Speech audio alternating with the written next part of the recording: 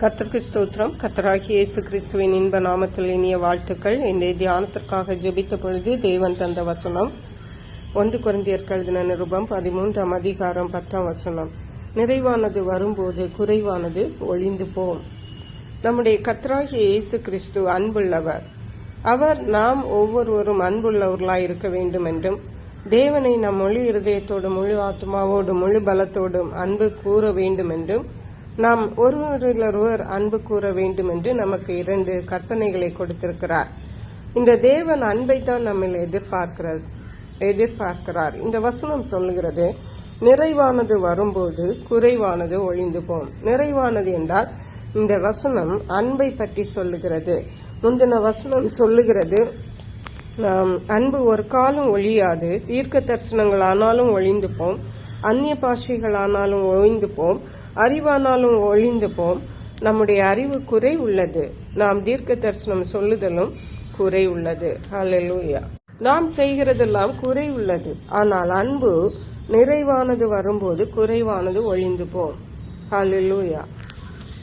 இயேசு சொன்னார், நான் அன்பாகவே இருக்கிறேன் என்று. இயேசு அன்பின் உருவமாயிருக்கிறார். இந்த இயேசு நம்முடைய வாழ்வில் வரும் பொழுது நம்மில் இருக்கிற எல்லா குறைகளும் நிறைவாகும்.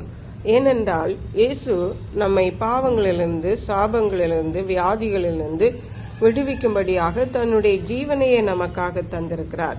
இந்த அன்பு நம்மில் வரும் பொழுது நிச்சயமாகவே நாம் நிறைவுள்ளவர்களாய் காணப்படுவோம். இயேசுவின் சீஷர்கள் ஒரு நாள் படகில் சென்று கொண்டிருந்த பொழுது அங்கே காற்றும் கடலும் வந்து அவர்களை மிகவும் பயப்படுத்தினது. அழிந்து போவோமோ என்று அவர்கள் நினைத்து பயப்பட்ட வேளையில் இயேசு அங்கே கடலின் மேல் நடந்து சென்று அவர்கள் காற்றை கடலை இறையாது என்று சொல்லி அமைதலாக்கி அவர்களை சந்தோஷப்படுத்தினார் என்று பார்க்கிறோம். அதே இயேசு இன்றைக்கு நம்முடைய வாழ்க்கையாகிய படகில் வருவாரானால், இன்றைக்கு எந்த காற்றோ கடலோ பிரச்சனைகளோ வியாதிகளோ துன்பங்களோ பாவங்களோ நம்மை அழித்து கொண்டிருக்கின்றனோ எல்லாவற்றிலிருந்தும் இயேசு நமக்கு விடுதலை தருவார், சந்தோஷத்தை தருவார். ஆகவே இயேசுவை எப்பொழுதும் நம்மோடு வைத்திருப்போம். இயேசுவை நம்முடைய சொந்த இரட்சகராக ஏற்றுக்கொள்வோம். அவருக்கென்று சாட்சிகளாய் வாழ்வோம். அவரை நம்முடைய வாழ்க்கையிலே எப்பொழுதும் முன்னாக நிறுத்திக் கொள்வோம். கர்த்தர் தாமே அதற்கேற்ற கிருபைகளை நமக்கு தந்தருளுவாராக. ஜெபிப்போம்.